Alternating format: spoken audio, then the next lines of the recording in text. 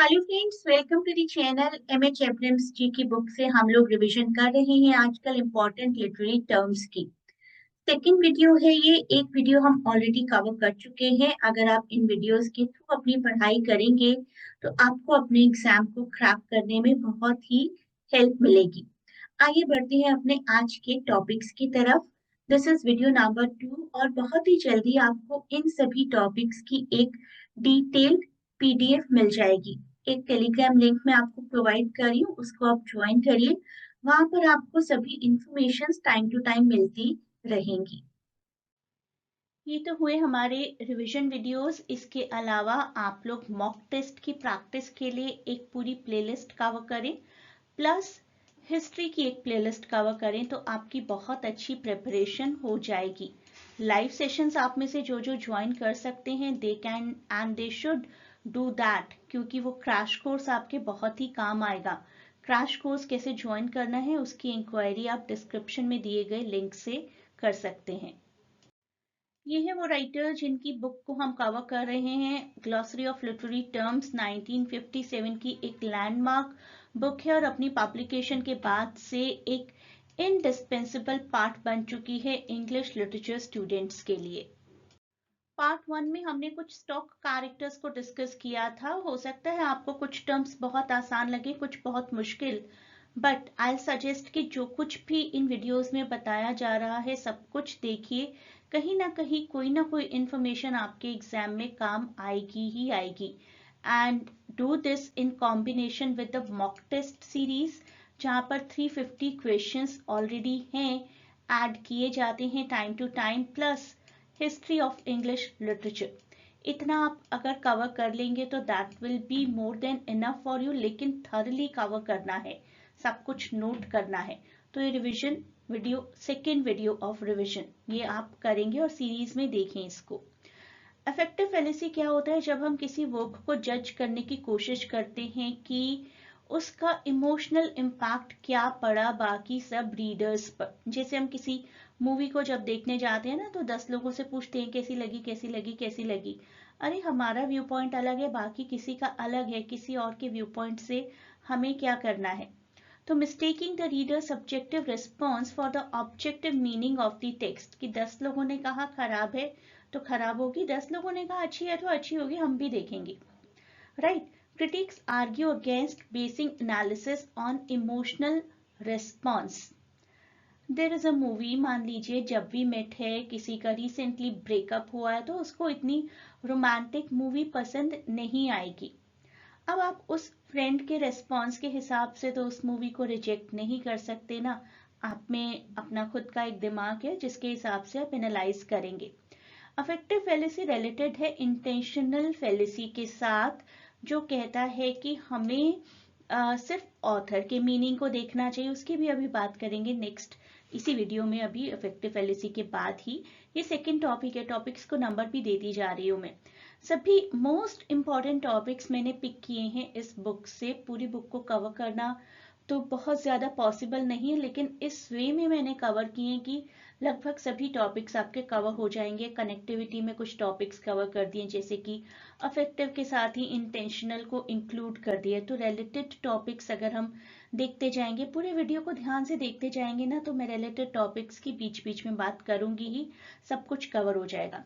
Affective fallacy and intentional fallacy सबसे पहले 1946 के एक ऐसे में पब्लिश हुआ था। द इंटेंशनल फेलिसी नाम था उस ऐसे का। इसके बाद 1954 में द वर्बल आइकन नाम की एक बुक में भी पब्लिश हुआ था।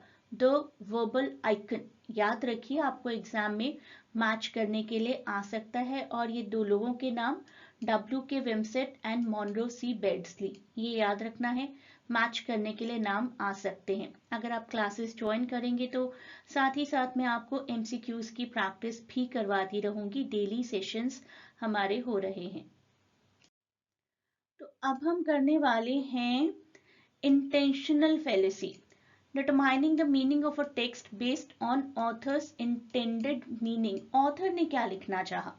अब ऑथर ने तो लिखा और author is no more, many of the ancient authors are no more ना, और जो हैं भी जिन्होंने अपनी बुक्स लिखी हैं, कॉन्टेम्प्रेरी राइटर्स हैं, आकर हमें बताते थोड़ी ना है कि मेरा ये मतलब था। हमारा खुद का इंटरप्रिटेशन होना चाहिए ना।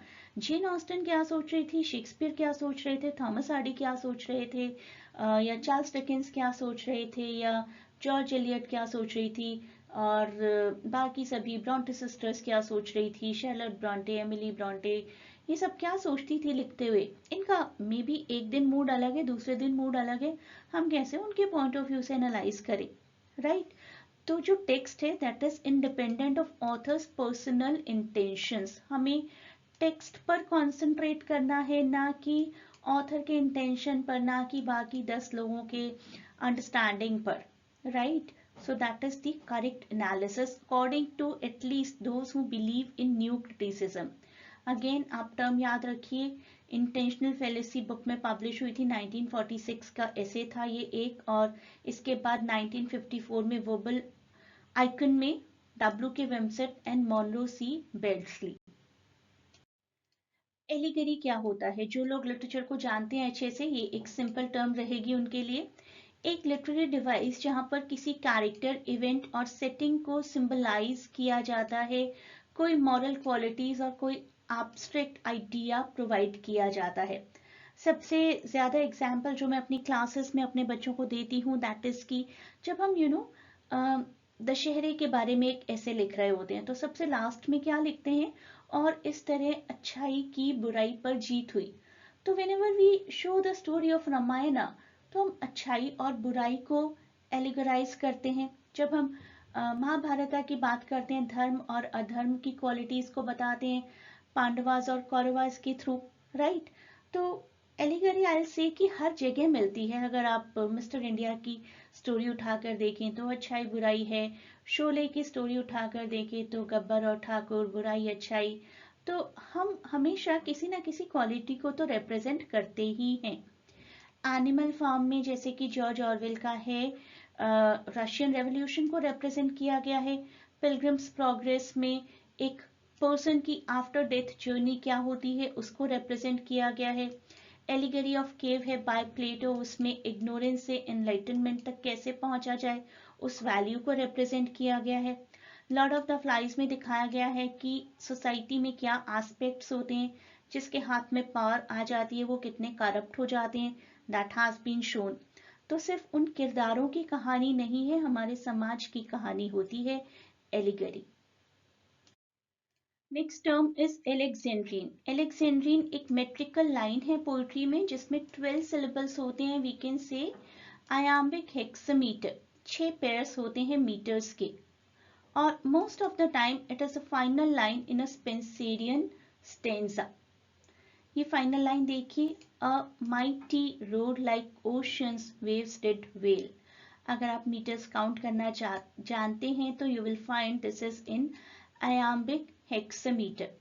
मीटर्स, प्रोसिडी, इन सबसे रिलेटेड भी मेरी एक सेपरेट प्लेलिस्ट है। If you want to go for it you can ask in comments. Alliteration हम बहुत अच्छे से जानते हैं तो मैं बहुत ज्यादा कॉन्सेंट्रेट नहीं करूंगी यहाँ पर। कॉन्सोनेंट साउंड्स अगर बिगिनिंग वर्ड्स में आते हैं, नेबरिंग वर्ड्स में, that is what alliteration is. Peter Piper picked a peck of pickled peppers. Betty bought butter, butter was bitter. Betty bought better butter to make bitter butter better. तो ब का sound repeat हो रहा है। Sound quality पर enhance किया जाता है, एम्फेसाइज किया जाता है, that makes the text memorable, that is the purpose of alliteration. Evolution का मतलब होता है हम किसी famous text, event, person, culture का रेफरेंस दे रहे हैं जो कि सामने वाले को समझ भी आ जाए। किसी कंजूस पर्सन को हम कह सकते हैं don't act like Scrooge. Christmas carol के अंकल स्क्रूज का रेफरेंस है ये। He was a real Hercules in the gym. Greek mythology के एक स्ट्रॉन्ग स्टडी गॉड का रेफरेंस है ये। She has a smile that could rival Mona Lisa's. आजकल भी एक मोनालिसा काफी पॉपुलर है। We are not talking about that, we are talking about the Mona Lisa painting by Leonardo da Vinci. तो any reference, अगर कोई बहुत अच्छा राइटर है तो you are the Shakespeare of our class, these kind of things can be said about the person. You can join the online classes for all of these courses, CUET, JMI, IPU, Masters English के entrance 2025 exams के लिए batches चल रहे हैं। Crash course के JPSC के लिए, English literature optional UPSC exam के लिए आप ऑनलाइन क्लासेस ज्वाइन कर सकते हैं। This is the WhatsApp to contact and this is the Telegram link to contact. तो इन दोनों लिंक्स पर आप चैट करके इंक्वायरी कर सकते हैं। लिंक आपको डिस्क्रिप्शन में भी मिल जाएंगे। CUET PG एग्जाम आने ही वाला है। देखिए देखते ही देखते 13 मार्च आ जाएगा and you do not know कि आपका पर्टिकुलर सब्जेक्ट का एग्जाम किस दिन होगा। इंग्लिश लिटरेचर कर रहे हैं तो आप ज्वाइन करिए मुझे और आपकी प्रिपरेशन बहुत अच्छी हो जाएगी। That I can assure you, अगर आप डेडिकेटेडली वो सभी टास्क कंप्लीट करते हैं जो कि मैं आपको प्रोवाइड करती जाऊंगी।